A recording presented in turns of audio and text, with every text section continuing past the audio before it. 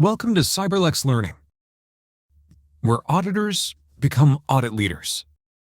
This is the CISA Audit Judgment Series. Listen closely. Learn deeply. Lead decisively. You're reviewing user roles for a high-value financial platform. One account stops you. It has two permissions. That should never exist together. The user can create a record and approve that same record. You double-check. This is not a mistake, not a temporary exception, not emergency access. It's been this way for 6 months. The system owner says they needed it for convenience. Security says the system shouldn't have even allowed it. And operations says we trusted them. In audit terms, this is a segregation of duties failure, quietly turning into a risk pathway.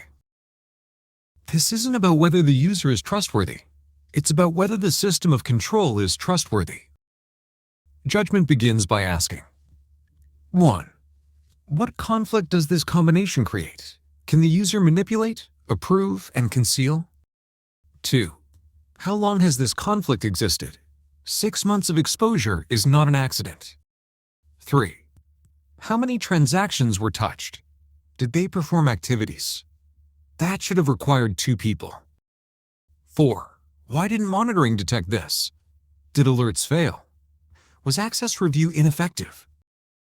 5. What does this say about the control environment? Is this user the exception or the first example of silent privilege creep?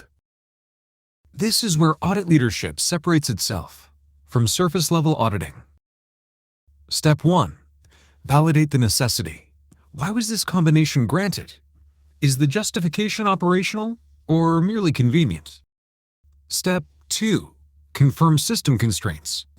Should the system have blocked this combination? If yes, the issue shifts from access governance to system control failure. Step 3. Review activity logs. Not to monitor them daily, that's the SOC, but to assess whether monitoring controls work when SOD violations appear. Step 4. Sample for similar violations. One conflict often hides 20 more. Step 5. Escalate based on exposure.